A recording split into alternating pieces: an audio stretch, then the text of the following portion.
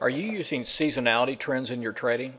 Hi, I'm Larry Gaines, Power Cycle Trading. In this video, I'm going to show you how I incorporate seasonality trends and cycles into trading. So, kind of a main foundation of the way I like to look at trading for swing trading or trading in general is to look to see if there's any major seasonal trends.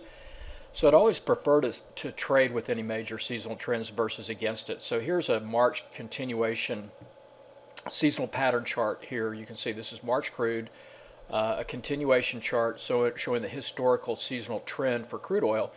And you'll see that when you get into mid-October, the trend for oil has generally been pretty substantially down all the way into end of December primarily. So that's crude oil, and gasoline is the same.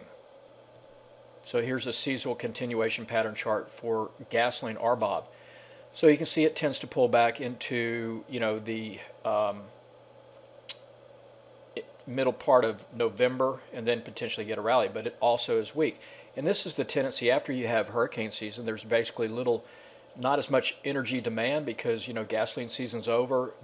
You're ahead of heating oil season, so there's not a whole lot of demand. So generally the energy sectors tend to come off. Now here's a crude oil chart. The blue is crude oil, the continuation series for crude currently.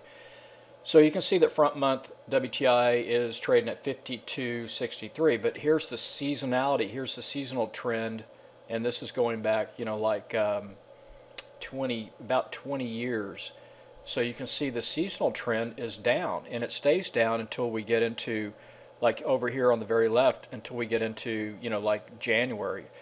So this is, kind of a counter trend now. Crude is getting a big push up, but seasonally it's going against that grain. And here's what gasoline looks like. So here's RBOB crude in the blue, and you can see it's $1.74.75 a gallon, and you can see the seasonal trend tends to be down. So what I like to look at then, I want to look for a potential turn in either gasoline or crude oil, and then you can play that a lot of different ways. One way you can play it is using the XLE ETF or specific stocks to maybe go short.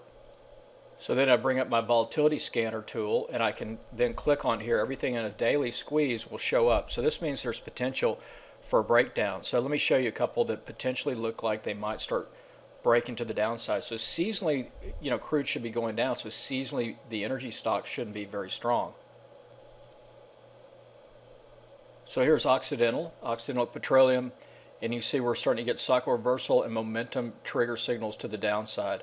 Also in a volatility squeeze coming down to the 21 EMA. So this could break lower, so this may be a good short trade setup. So I want to look at that. Here's another one, just to give you an example. This is also in a volatility squeeze, and this one is starting to roll over here. So volatility squeeze, you can see our cycle momentum indicators, cycle 1 and 2 are down.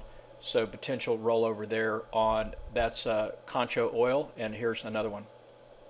And also you can see here Valero, it's in a really tight volatility squeeze, and cycle 1 and 2 are going down, and earnings have come out today. So this one looks poised to really maybe potentially break.